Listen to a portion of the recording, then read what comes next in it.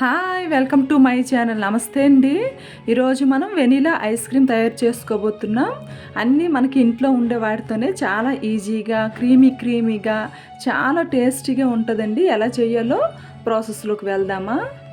ముందుగా ఒక బౌల్ని పొయ్యి మీద పెట్టేసుకొని అందులో 1/2 లీటర్ పాలు వేసుకుంటున్నానండి. ఈ పాలని మనం బాగా మరిగించుకోవాలి. ఈ పాలు మరిగేలోగా వేరే ప్రాసెస్ చేద్దాం. ఒక బౌల్లోని 3 టేబుల్ స్పూన్ కస్టర్డ్ పౌడర్ వేసుకుంటున్నానండి. ఈ కస్టర్డ్ పౌడరు ప్లేస్లోని కార్న్ఫ్లోర్ కూడా వేసుకోవచ్చు. మనకి ఇంట్లో ఏది అవైలబుల్గా ఉంటే దాన్ని తీసుకోండి. ఇందులోనే ఒక 3 టేబుల్ స్పూన్స్ వరకు మిల్క్ పౌడర్ వేసుకుంటున్నానండి. మనకి చిన్న చిన్న ప్యాకెట్లు మార్కెట్లో అమ్ముతారు. అమూల్య ప్యాకెట్లు ఒక్కొక్కటి 5 రూపాయలండి. నేను 2 ప్యాకెట్లు వేసుకుంటున్నాను. ఇది దాదాపుగా 3-4 టేబుల్స్ మిల్క్ పౌడర్ వస్తుందండి. ఇందులో ఒక చిన్న గ్లాస్తోని చల్లార్చిన పాలని వేసుకొని బాగా కలిపేసుకుంటున్నాను. ఉండలు లేకుండా బాగా కలుపుకోవాలి. చల్లారిన పాలు వేసుకోవాలండి.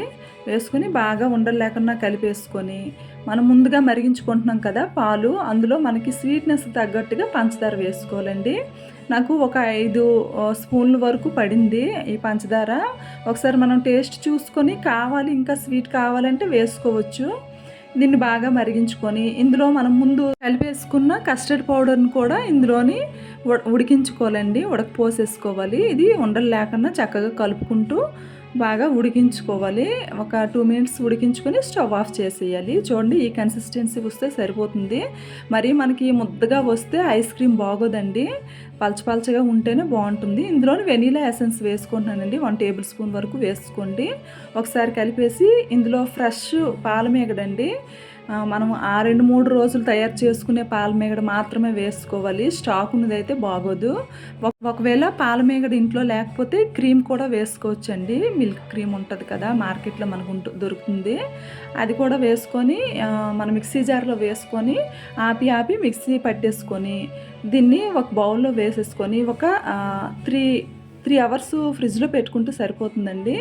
మనకి మరీ గట్టిగా అవ్వాల్సిన అవసరం లేదు. మరొకసారి మనము మిక్సీ పట్టుకుంటాం కాబట్టి ఒక 3 అవర్స్ మనం ఫ్రిడ్జ్లో పెట్టేసుకొని 3 అవర్స్ తర్వాత తీసేసి మనం ఒక బౌల్లో వేసేసుకొని, నాకు బీటర్ ఉందండి. బీటర్ సహాయంతో నేను బీట్ చేసుకుంటున్నాను. ఒకవేళ బీటర్ లేకపోతే మిక్సీలో వేసేసుకోండి.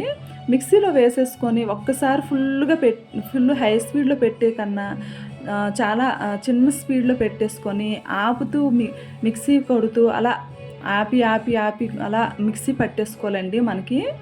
అప్పుడు మనకి చాలా క్రీమీగా వస్తుంది. చూడండి, నాకు బీటర్ ఉంది కదా, నేను బీటర్తో ఇలా బీట్ చేసుకుంటున్నాను.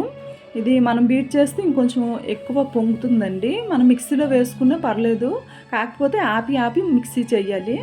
బాగా బీట్ చేసుకున్న దాన్ని మనం వేరే బాక్సెస్లో వేసేసుకొని ఫ్రిడ్జ్లోని ఒక 6-8 అవర్స్ పెట్టుకుంటే సరిపోతుందండి. ఇది ఎక్కువ టైం మరి ఫ్రిడ్జ్లో పెట్టేసినా గట్టిగా అయిపోతుంది. ఐస్ బాగా పట్టేసి గట్టిగా అయిపోతుందండి. మనం ఒక 7-8 అవర్స్ లోపే తీసుకొని సర్వ్ చేసుకుంటే బాగుంటుంది. వీటిని ఒక కవర్లోని కట్టేసి నేను ఫ్రిడ్జ్లో పెట్టుకుంటున్నాను, లేకపోతే ఎక్కువ ఐస్ ఫామ్ అయిపోతుంది. చూడండి, నాకు కరెక్ట్గా 8 అవర్స్ తర్వాత నేను తీస్తున్నాను. మనం ఎప్పుడు తింటామో చూసుకొని 8 అవర్స్ ముందు ఇలా తయారు చేసుకుంటే సరిపోతుంది. ఒకవేళ మనము 8 అవర్స్కి తినలేదు అనుకుంటే గట్టిగా అయిపోతుంది కదండి. మరొకసారి మిక్సీ వేసేసుకొని మళ్ళీ ఒక 2 అవర్స్ ఫ్రిడ్జ్లో పెట్టుకున్నా సరిపోతుంది. అలా చేసుకునే బాగుంటుంది. ఇలా చిన్న టిప్స్ పాటిస్తూ ఇలా గాని చేసుకున్నారంటే చాలా టేస్ట్గా ఉంటుందండి. చాలా తక్కువ ఖర్చుతో ఎక్కువ ఐస్ క్రీమ్ తయారవుతుంది. ఒకసారి ట్రై చేయండి. Thank you.